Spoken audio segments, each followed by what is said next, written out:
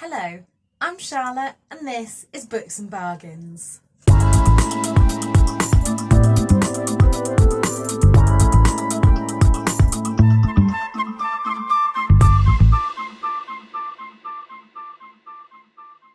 Today I'm coming to you with a very belated mental health on Booktube tag. I am denied over whether to do this, and originally I was definitely going to do it, and then the past few weeks have been so up and down that I wasn't sure I wanted to sit and talk about it, but actually I think that means that it's more important than ever to be talking about it. I was tagged by the wonderful Nicole from A Beautiful Chaos of Books, and I was mentioned in Victoria's video, so shall we get into it? The first question is, why do you read books about mental health? In short, I read books about mental health for two reasons. One, I like to be informed, so I like to read about mental health issues that I don't have. And two, I like to feel seen in books, and I understand that as a cis, white, can I say straight passing? If you don't know, I am bisexual, but I'm married to a man. So that generally means people assume that I'm a straight woman. I am represented in a lot of books, so I know that a lot of books will show people like me. But to read books about mental health just makes me feel a little bit seen. That sounds weird, but you know what I mean. And also, like I say, I like to learn, so I like to read books about mental health struggles that I don't have. Question 2, which aspects of mental health do you wish were more discussed in books? Now, to me, there's a couple of things. Firstly, as I think a lot of people have said, I would like to see more high-functioning people with mental health issues. I suffer from anxiety, depression and PMDD, but I have a full-time job. Don't get me wrong, I have my days like yesterday where I fall apart, but I think in mental health, especially in fiction books, it always centres around a big fall apart. I just like to see more people just living with mental health problems. I think it's the same as now we're starting to see with queer books. It used to be that if a character in a book was queer, that was the main part of the story, you know, them coming out or whatever. And recently I've read quite a few more books where, you know, their mom just happens to be gay and it's not a big part of the story, which I've really been enjoying. And I hope we can get that way in mental health, that, you know, people can talk about taking medication each morning and that just not be the main part of the story, if that makes sense. Question 3, do you read any non-YA contemporary books about mental health? And yes, I do. I've started to read a lot of non-fiction. I say that. The last non-fiction book I read was It's Not Okay to Feel Blue and Other Lies. But yeah, I like to read non-fiction, and especially own voices representation of things. Question 4, have you read a mental health book that had a profound impact on you? And actually, it's not a complete book, but hang on, let me grab it for you. I know I've mentioned this already, but it's Not Okay to Feel Blue and Other Lies by Scarlett Curtis. And actually, the essay in here that had a profound impact on me is by Hannah Witten. Now, Hannah Witten is a big YouTuber and has written about her experiences with having a stoma and having ulcerative colitis. And in here she writes about how that has impacted her mental health. And it's the first time that I sat and thought about how my physical health issues have affected my mental health. So that had a real profound impact on me. Question 5, who are your favourite creators that talk about mental health? And there are a lot out there. I subscribe to a lot of people, and a lot of Booktube tend to talk about mental health. Now, I don't know if that's just the circles that I'm in or that's Booktube in general, but the people that spring to mind off the top of my head, and I will link them below, are Emily from Novelle Novels. Emily is one of those people that I speak to regularly. We have phone chats and video chats, and I just feel like I can talk to that girl about anything. Also, the same goes for Victoria from What Victoria Read. She is always just a WhatsApp message away, and that girl is fantastic. Not a booktuber, but a bookstagrammer, Holly from Reading for My Mind. Yesterday, like I said, I had a really terrible day, and she put out an Instagram story telling people to go and give me some love, and it just meant the absolute world to me.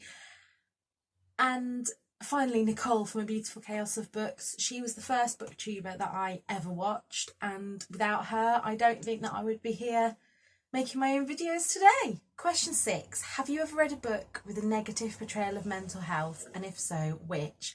And yes, there have been 3 that I've read this year so far that have just made me feel a bit icky about the way they portray mental health. I only have 1 book here, so I'll talk about that. The Wives and also The Other Misses, both,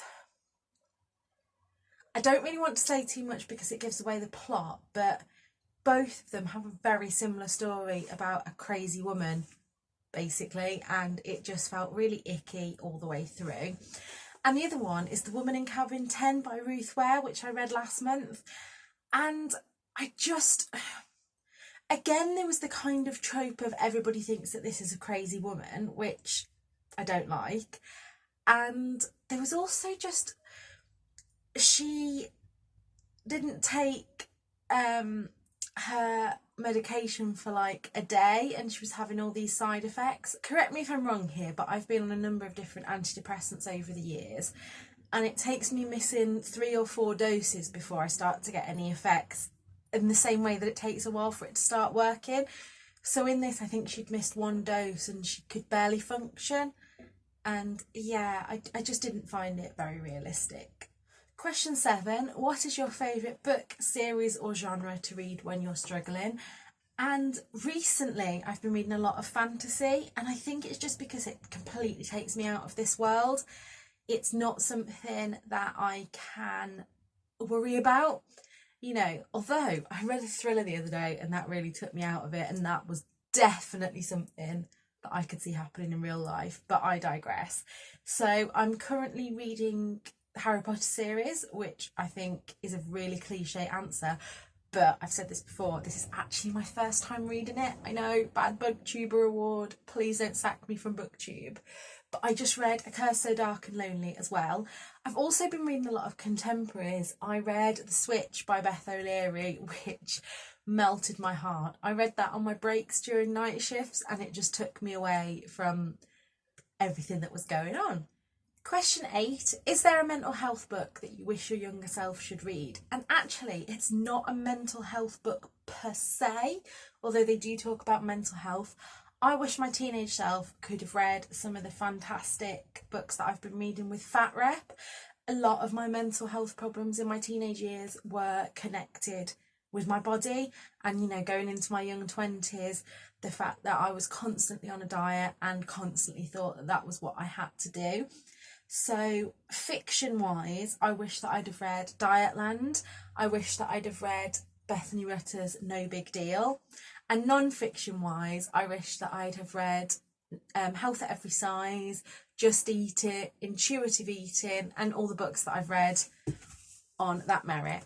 Question 9. Is there a mental health book that you are yet to read but want to get to? Now, if you know me, you know that my TBR is ridiculous anyway, but I've picked out 3 for you that I want to try and get to soon. And the first one is Emmy Thomas's Confessions of a Sociopath.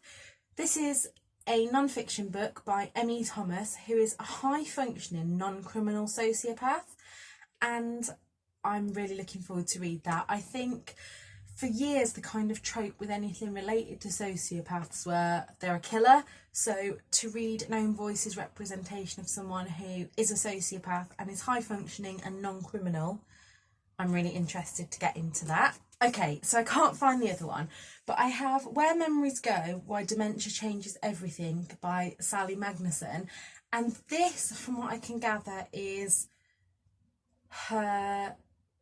Yeah, so this is Sally and her 2 sisters caring for her mother. And the other one I've got, oh, with dementia, if I didn't say that. And the other one I've got is called, I think it's Wendy Somebody, and it's somebody I used to know, and that's her writing about her descent into dementia. I work in the hospital. I used to work on a dementia ward, but with my physical health, it got too physically demanding for me.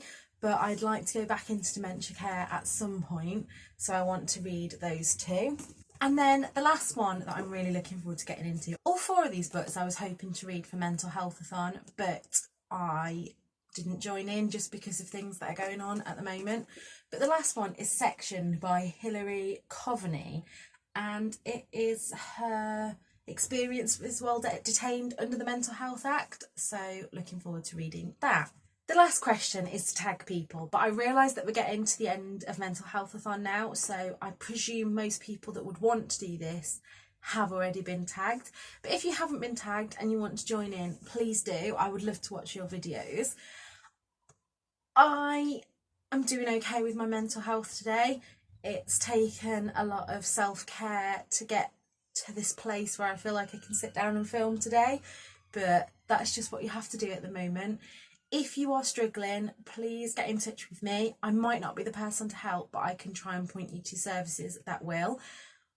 Until next time, look after yourselves and do what you can to keep safe in these crazy times. Bye.